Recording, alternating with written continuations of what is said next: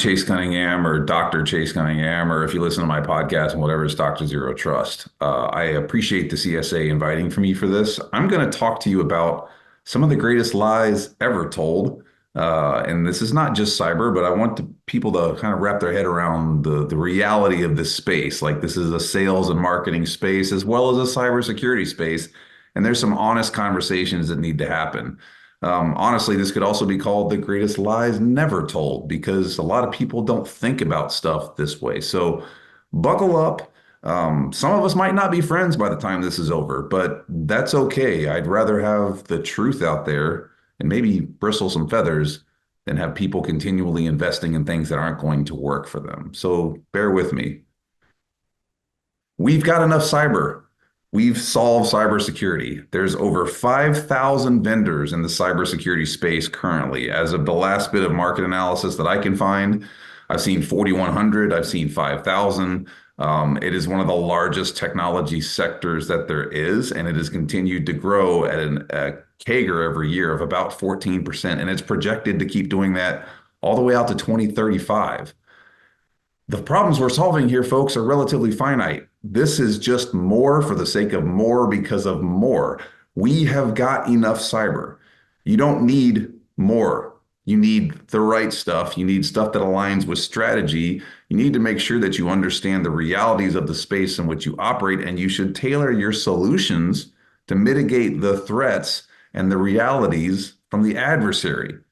You're not going to protect everything all the time. If everything is a priority, nothing is.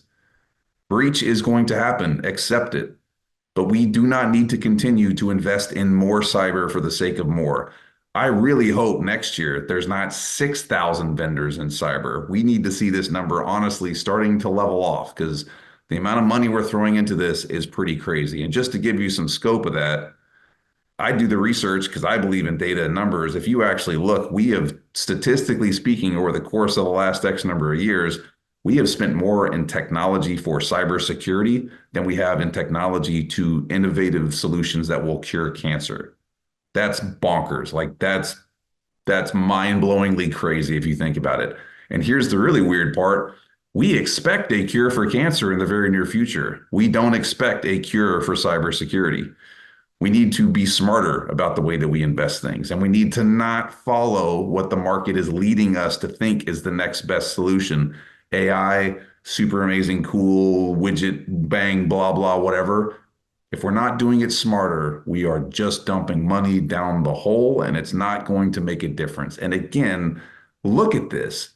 We've spent more money in technology to cure a finite problem like cyber than we have to cure technology or use technology with innovative solutions to cure cancer. Crazy space, like bonkers.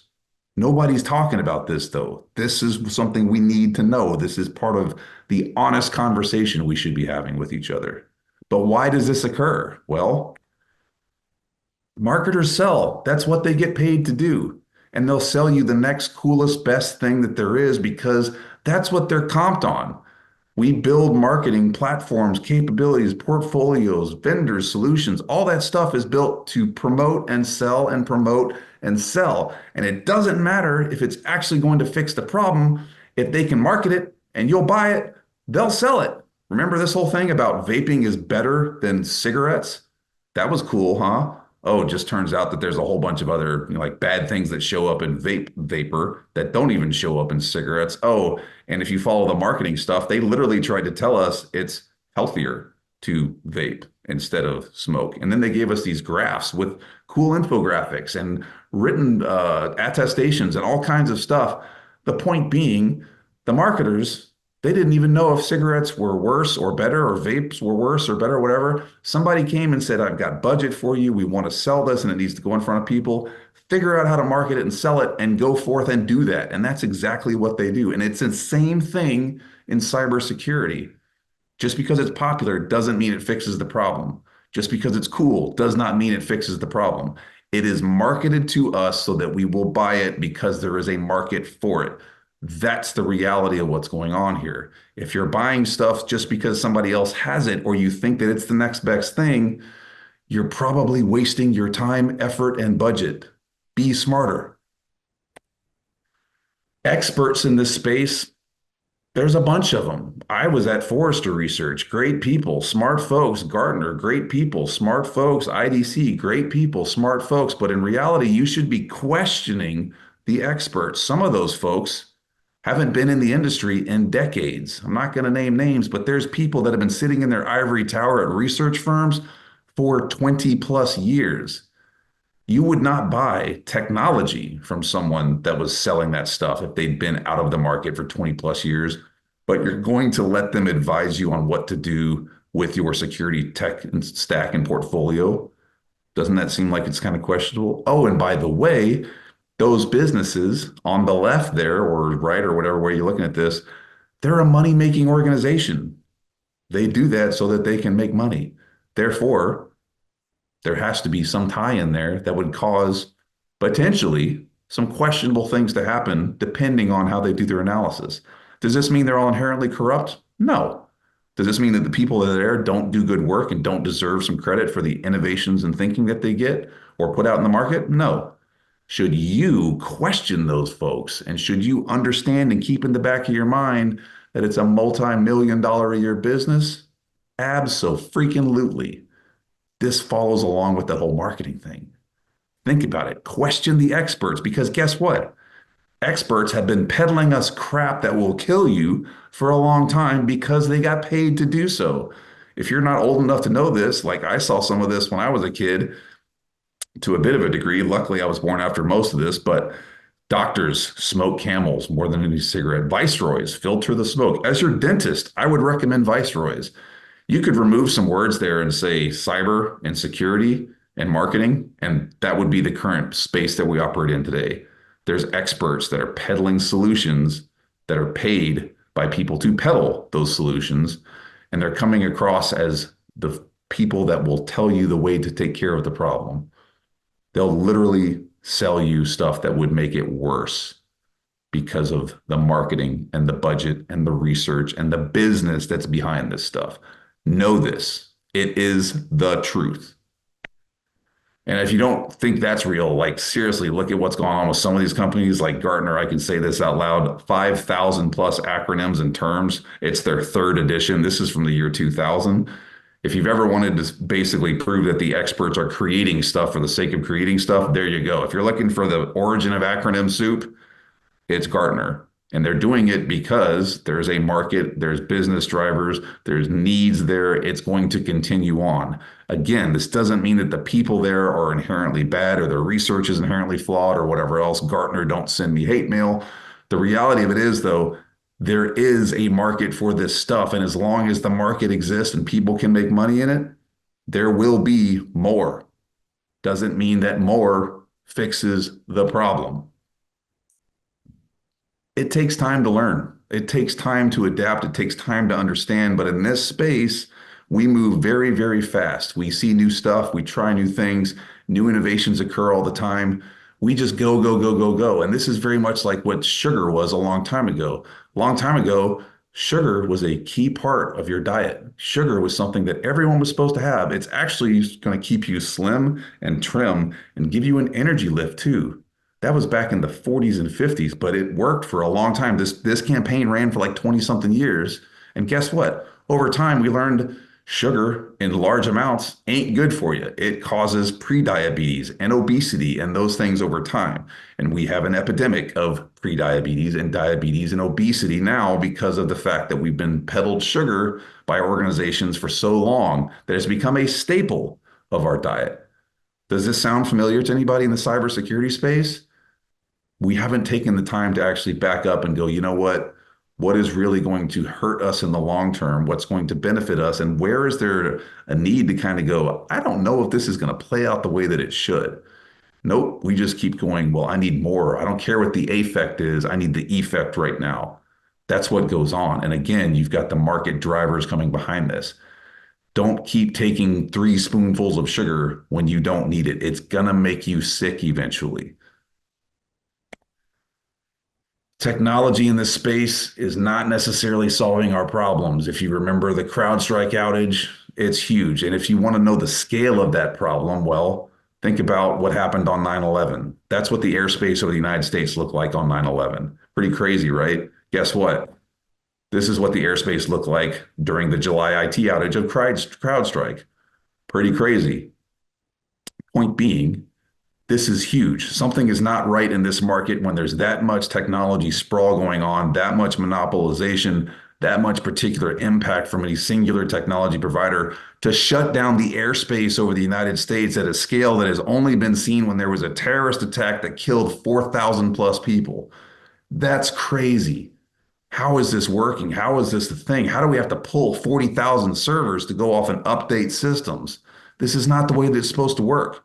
We're supposed to be technologists that see the risk here and apply controls to mitigate the threat, not literally generate the threat that's equal to or greater than what happened with a terrorist attack.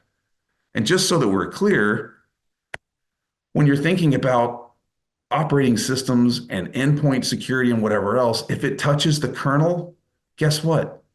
It's potentially malware. Look at what the kernel does. Applications, CPU, memory, devices, those things. If you look at that and then you go, well, wait, how does malware work?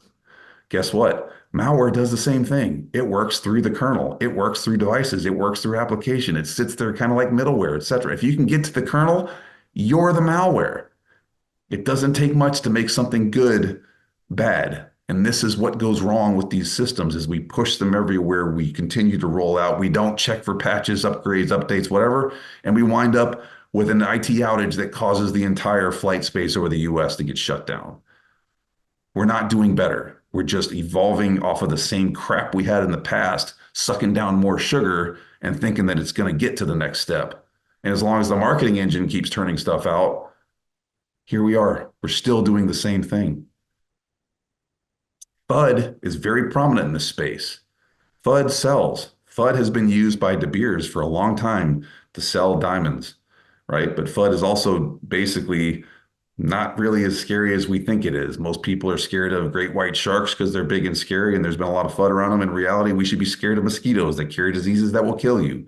Odds of you intercepting a mosquito, way worse than odds of you intercepting and running in front of a great white shark. But there's a FUD factor there. It's the same thing going on here. I'm not saying marriage is a bad decision, although I've been married twice, number three right now. So, hey, there's a whole other story. But the reality of it is, FUD drives bad decisions, but it sells solutions. It sells making people feel good. You will spend 2 months' salary to buy that shiny engagement ring because someone has said it's a limited resource. It's super valuable. It's very hard to get. In truth, diamonds are actually one of the most abundant things that there are out there. There are more diamonds than there are gemstones, rubies, emeralds, etc. But because of the marketing, because of the fear, uncertainty, and doubt of not being able to get to it, of scaring people they can't afford it, of making you freak out because your spouse is not going to like what you're going to give them if it's not a diamond, people spend money to go buy this stuff. It's the same thing that we deal with in cybersecurity. We are marketed the FUD. We don't actually deal with the reality or the problem. We sit in a monopolistic space. I'll just say that out loud. And I'll show you the data here in a couple seconds to prove this, but it probably isn't necessarily news to everyone that's listening to this because this is a CSA thing. However, we are dominated by a few large companies. You got CrowdStrike, you got Palo, Fortinet, Microsoft. Microsoft has a 72% market share. 72%. In the old days, we used to call that a monopoly. We used to have these things called antitrust hearings where they would break up companies like that. It happened with AT&T. It happened with MCI. Not happening with Microsoft, Palo Alto, CrowdStrike, or Fortinet. And why? Because leadership is scared of unplugging the cyber machine because it's been budded to death. If you turn it off, everything will fall. The cataclysms will occur. Monkeys will understand how to use guns. The end of days is here. The truth is, we are introducing exceptional risk, which we learned about in July because of these monopolistic FUD approaches to solving the problem. And all we're doing is starving innovation. How much monopoly is there? Well, when you look at those vendors, here's the actual analysis. The top 12 cybersecurity vendors, and this is as of 2023, they own half of the market, right? So 12 own half of the market. The other half is divided up among everybody else. In any space, this is a monopoly. This is an antitrust thing. But Again, because of FUD, because of the marketing, because of that sweet, sweet sugar we get from those vendors, this is okay. This is the way in which we operate. And every time the cataclysm happens and the entire flight space over the US crashes, everybody just goes, oh, it's an outage. Whoopsie, sorry. That's not how this is supposed to work. We're doing this to ourselves. We are choosing to engage in failure if we continue to work this way. It's not the right way to do technology in today's world. You can also look at their investments because, man, money talks. Guess what? Cisco is still in there. Palo Alto, IBM, Google, Microsoft, and then everybody else gets the others. All of the money goes to the major players. All of the buy goes to the major players. The major players buy the other companies that are doing innovative things and let them die on the vine so that they don't have to deal with the loss of market share. And oh, by the way, they can continue to outmarket them from here to eternity if they can't buy them because of the fact that they've got that much capital. I talked with an organization recently that has gotten a whole lot of money in funding. They said they don't even have to do business anymore because they have so much money in the bank that every 3 months they generate operating revenue for the next quarter. So they're essentially a cybersecurity hedge fund. All they got to do is sit there and suck oxygen and they continue to go and grow. That's crazy. And yes, they are in that 12 that 12 vendor space that I was talking about earlier. That is not the way you innovate. That is not the way you solve problems. That is not fair. That is not an approach that actually is going to be useful for the broader good. That's just the truth. And look, innovation can cure limits. This is a diamond mine that is inside of a factory. Diamonds, because of De Beers FUD, are told, they're hard to get, that we have to dig them out of the ground, blah, blah, blah. In reality, you can grow diamonds in a mine and they're just as nice and just as pretty and do all the cool things that diamonds do. You just do it inside of a warehouse instead of out in some dirty hole in, southern Saharan Africa or whatever else. But you don't hear about that because De Beers uses FUD to promote that market and to crush competition and kill innovation so that this doesn't become the standard. That's the same thing we see from those major cybersecurity players. That's just the honest assessment. Look at the growth that's gone on over the last 10 years. This is mind-boggling. We've got enough stuff in the space. We've got enough money. We've got enough solutions. Like I said earlier, we have categorically figured out ways to solve cyber in 100 different machinations. It's like the Rubik's Cube from that movie, Hellraiser. That's the Rubik's Cube from hell. Like we've got it. It's all there. You've just got to move the pieces enough to get it to where you want to go to do the thing that you need. But it's there. The solutions are there. The market is there. The growth is there. We have hit peak cyber. We can't keep doing more with more for the sake of more and letting the big players monopolize that more so that they continue to win business and grow. It's just not going to solve the problem. And we are addicted to cyber. We are addicted to cool solutions, just like we were addicted to opioids. Remember this particular marketing thing? One of the greatest lies ever told in marketing, less than 1% of patients become addicted, other than the hundreds of thousands of people that died from opioid addiction that got this same stuff. It is not a 1% level. But in cyber, we're doing something very similar. We just keep going. If you just take a little bit more and a little bit more and a little bit more, it's like the smoking crack of the technology space. Give them a free hit so that they'll keep coming back. We are addicted to solutions in this space. We are addicted to the next cool thing.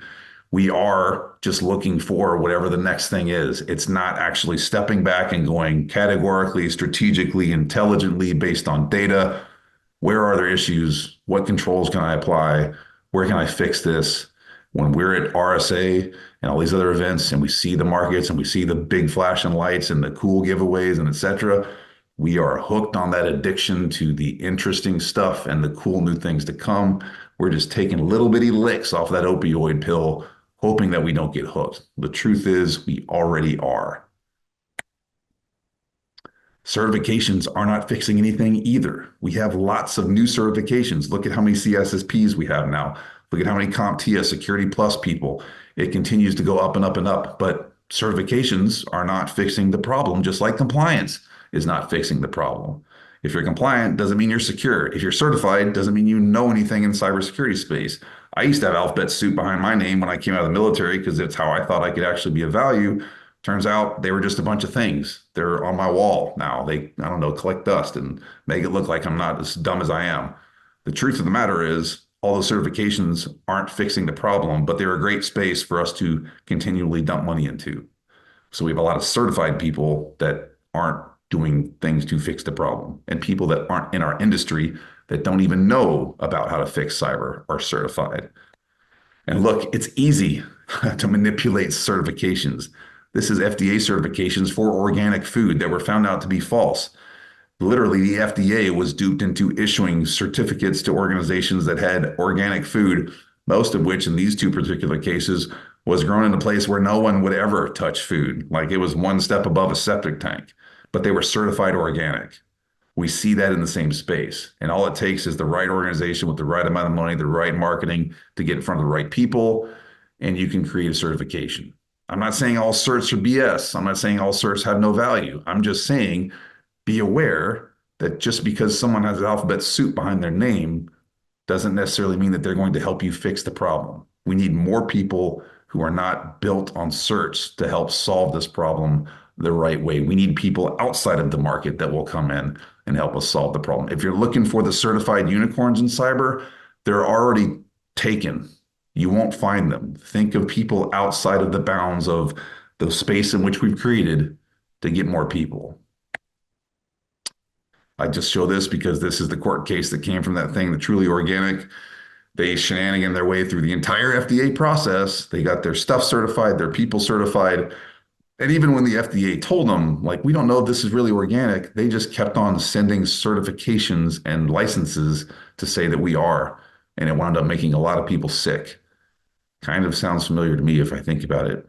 Where would that possibly correlate?